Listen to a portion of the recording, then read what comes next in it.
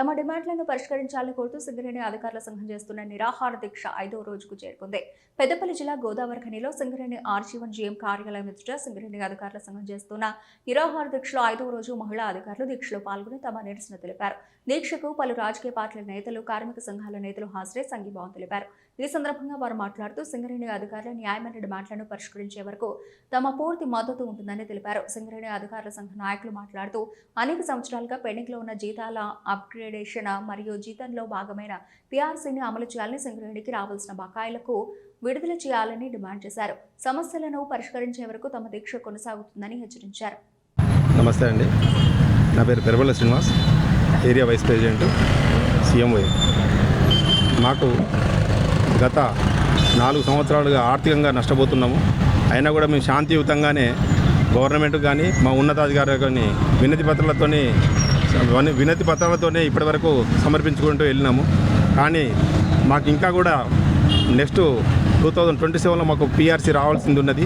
దానికి అనుగుణంగా ఇప్పటికీ సిఐఏలో గత 3 సంవత్సరాలుగా వాళ్ళు పీఆర్సీని తీసుకున్నా కూడా మన సింగరేణిలో ఇంక ఇప్పటివరకు ఇంప్లిమెంట్ కాలేదు. దానికి జూనియర్ అధికారులు చాలామంది నష్టపోతున్నాము. ఈ పే అప్గ్రేడేషన్ అనేది ఈసారి కనుక తక్కువగా అయినట్టయితే మాకు నెక్స్ట్ రాబోయే 2027లో చాలా నష్టపోయి మామూలుగా ఒక 40% సింగరేణిలో జీతం వస్తే 60 అంటే 100% మనకు సిఐలో వస్తుంది. కాబట్టి 60% మేము నష్టపోవాల్సి వస్తుంది. కాబట్టి ఈ నష్టాన్ని మేము ఆర్థికంగా నష్టపోతాం. ఎవరైనా ఉద్యోగం చేయాలంటే కూడా ఆర్థికంగా బలపడాలనే ఉద్దేశంతోనే చేస్తాం. కానీ ఇంత ఆర్థిక నష్టంతో ఉద్యోగం చేయడం ఇబ్బందికరమే. కాబట్టి ఈ మాకు పే అప్గ్రేడేషన్ను వెంటనే అమలు చేయాలని మేము కోరుతున్నాము. మరియు మాకు గత 3 సంవత్సరాలుగా పీఆర్పీ కొత్తగా ప్రభుత్వం ఏర్పడిన దగ్గర నుంచి రాలేదు.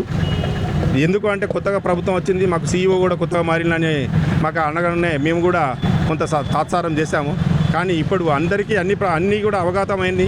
పీఆర్పీ అనేది మా యొక్క జీవితంలోని భాగమే, అంతేగాని సపరేట్గా మేము అడిగేటువంటి ఎటువంటి గుంతమ్మ కోరిక మాత్రం కాదు. సో ఈ పీఆర్పీ అన్నది మరియు పీఆర్సీ అన్నది రెండు కూడా మా జీతం కోసం మేము అడుగుతున్నాం తప్ప మేమేమో కొత్తగా ఎక్స్ట్రా మాకు కావాలి, అలవెన్స్లు కావాలని మేమే అడగట్లేదు. ఇంకోటి మాకు గత ప్రభుత్వము ఫ్రీ ఎలక్ట్రిసిటీని, ఐఐటీ ఫీజు రీయింబర్స్మెంట్ని మనకు ఉద్యోగస్తులందరికీ కూడా ఇవ్వాలని చెప్పింది. ఆర్జీవన్ ఏరియా వైస్ ప్రెసిడెంట్.